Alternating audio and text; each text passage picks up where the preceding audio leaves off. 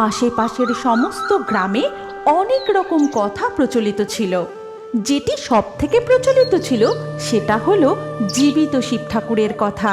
সবাই বলা বলি করতো যে সিনচুলা জঙ্গলের মধ্যে যে পোড়ো বাড়িটি রয়েছে এবং তারই পাশে যে শিবলিঙ্গটি রয়েছে সেটি খুবই জাগ্রত। সেখানে কোনো ভক্ত যদি মন থেকে ভক্তি ভরে শিব ঠাকুরকে ফল নিবেদন করত, তাহলে শিব ঠাকুর নিজে এসে সেই ফল খেতেন আর সেই ভক্তের মনোকামনা তিনি পূরণ করে দিতেন।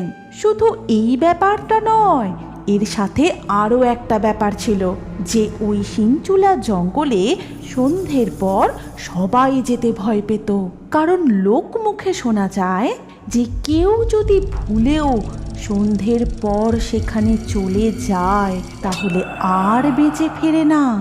ও গিন্নি, দেখো তুমি কত দেরি করলে, সন্ধে হয়ে এলো যে, আর এখনই তো আমার পুজো করার ইচ্ছা হলো। এবার তাড়াতাড়ি চলো। এই তুমি থামো তো এবার। শিব ঠাকুরের পুজো করতে যাচ্ছি, কোনো অঘটন ঘটতেই পারে না। শিব ঠাকুরের উপর একটু ভরসা রাখো। আহা গিন্নি, তুমি বুঝতে পারছো না, তোমার শিব ঠাকুরের ওপর পুরো ভরসা আমার আছে, কিন্তু এই জঙ্গল যে একদমই ভালো নয়। তুমি তো জানো বলো, সন্ধ্যের পর থেকে ওখানে তো আর কেউই যায় না। তারপরে দুজনে জঙ্গলের মধ্যে সেই পোড়ো বাড়ির শিবলিঙ্গের কাছে গিয়ে পৌঁছায়। তারপর পুজো করে শিব ঠাকুরকে ফল নিবেদন করে সূর্য ডোবার আগেই তারা তাড়াতাড়ি করে জঙ্গল থেকে বেরিয়ে আসে। তারপর দেখতে দেখতে রাত নেমে আসে। গোটা সিনচুলা জঙ্গল অন্ধকারে ভরে যায়।